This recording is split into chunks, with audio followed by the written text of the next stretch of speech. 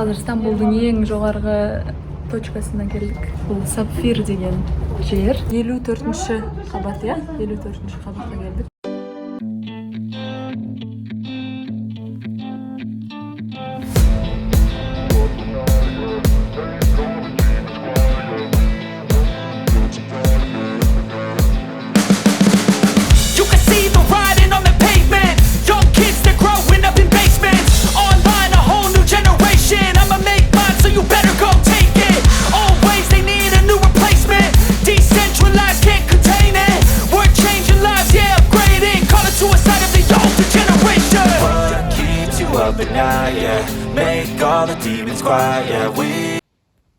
Бүгін маңызды күн. Визаға тапсыру үшін документтерімді дайындап жатырмын. Маған сәттілік.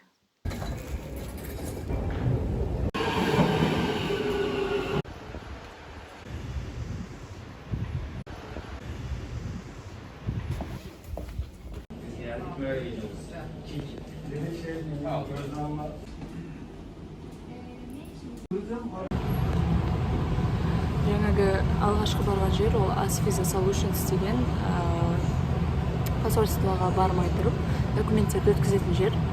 Ал 12:30-да мен посольствоға баруым керек, сол жерде собеседование болады. Оған дейін әлі 2 сағатым бар екен. Сол собеседованиеден кейін визаны беріп бермейтіндерін туралы шешім қабылдайды. Береді деп үміттенемін. Беретін сияқты.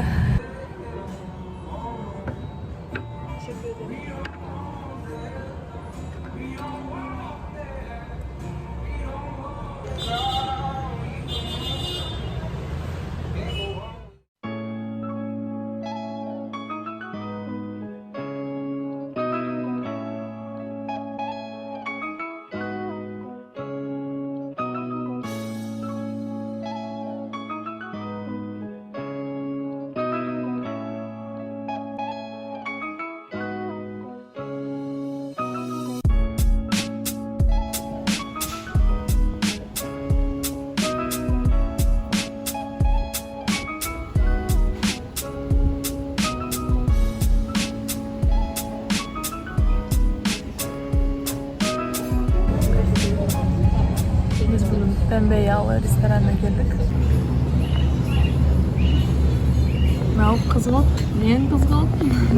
Ресторан қызғылт. Міне. Күннің батуы қызғылт болғандықтан солай қойған шығар, иә.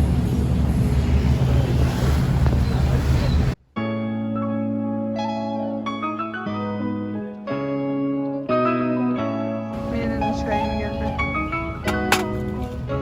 Teşekkür ederim. Teşekkürler. Börek қалай істейді екен. Маған шайын ештеңе тұрады екен.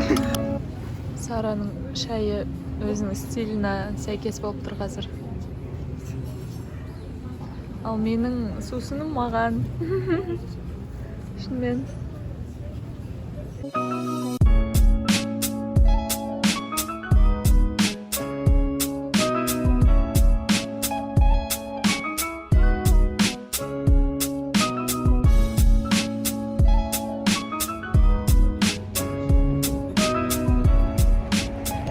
Say hi to my vlog. Hi. Merhaba, nasılsınız? Türkiye'ye geldim ben. Bebekteyim şimdi. Ayrıca çok güzel öğretmen. Biz hazır жағалауға келдік. Жағалау. Türkçe қалай жағалау var? Sahil. Sahil. Sahildeyiz. Sahildeyiz şu anda. Benimle Türkçe öğrenin.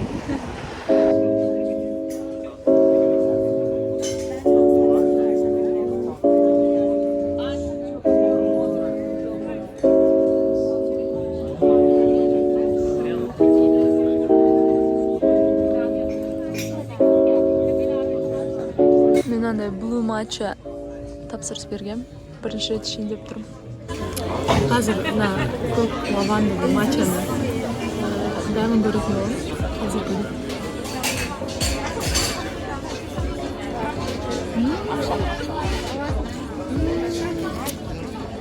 Өте күшті екен. Неге ұқсайды екен? Әтті вообще бал қосылған ыстық сүт сияқты. Лаванда екен. қайтадан көріңіздер маған ұнады вообще.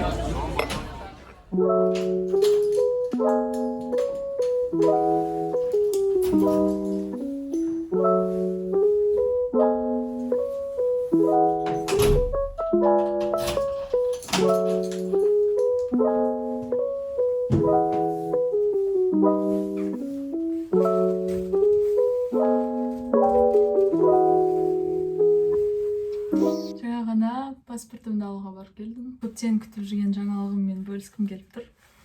Бүгін Шенген визамды алдым. Венгрияға Erasmuspен стажировкаға баратын болам. ЛТ университетіне ағылшын тілі мұғалімі ретінде университетте сабақ беретін боламын.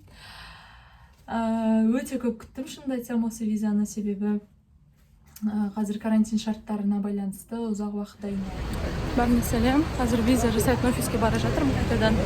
Себебі маған страховканы дұрыс жасалған. Страховкамды қайтадан жасатуым керек екен. Қазір сіздерге сол жердің офисын көрсететін боламын. Кімге қызық. Виза алғаннан кейін барлық жұмыстар бітеді ма деп ойласам. Бітпейді екен, енді ғана басталады. Офистарым мына жерде тұр.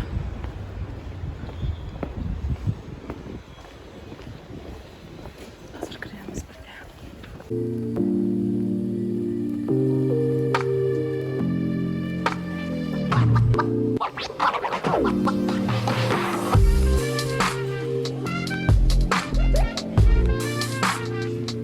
Oradan kontrol edersiniz. Tamam. Buradaki rakamı da kontrol edersiniz.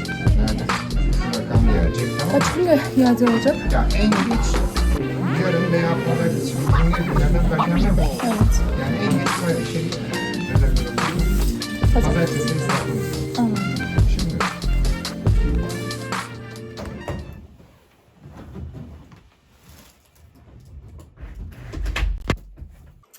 Барлығына сәлем. Менің чемоданымды жинайтын уақытта келіп жетті. Кетуіме бір күн қалды. Қазір дайындалып жатырмын, не алуым керек, не алмауым керек деп. Ең қиын және ең ұзақ жұмыс ол чемоданды салу. Мен вакуумный пакет алғам, қалың курткамды салып аламын деп. Бірақ керек қалмады. Шатастырдым түрікшемен. Керек жоқ екен, себебі ол жақта қыс жылы деп айтты, пальтомен жүрсе де жеткілікті дейді.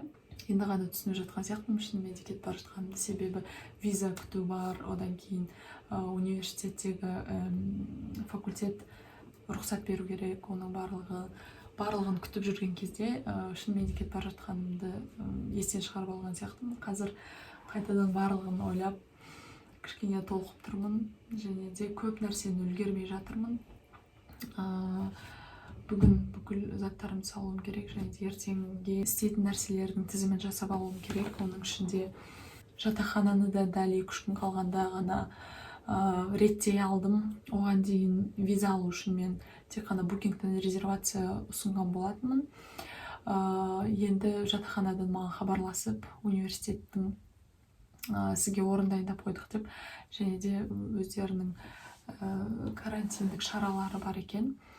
Түсінбей жатыр, кішкене сіз Қазақстанның азаматысыз, бірақ Түркиядан келіп жатырсыз ба, қай жақтың вакцинасын алдыңыз, Қазақстаннан келесіз ба, әлде Түркиядан ба деп. Мен Түркияның вакцинасын алған болатын. Оларда Түркияның вакцинасы европалық стандарттарға сәйкес европейский паспорт вакцинация береді екен. Солының арқасында 15 күнді карантинде қалмайтын болдым.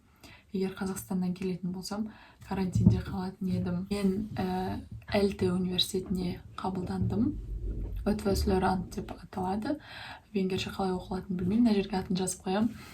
Мен ол университетте стажировка өтетін боламын. Ағылшын тілінің мұғалімі ретінде ағылшын тілінен сабақ беремін, және де факультеттің жұмыстарына көмектесетін боламын. Erasmus бағдарламасы бойынша арнайы бөлек видео түсіремін, документтерді қалай беру керек және Түркия бурсларымен оқып жүріп Erasmusқа қалай тапсыруға болатыны, бүкіл процесс қалай өтетіні туралы. Егер де сіздердің бір сұрақтарыңыз болса, комментарийға жаза кетсеңіздер болады. Сол видеомды күтіңіздер. Ал қазір маған тезірек чемоданымды жинастыру керек.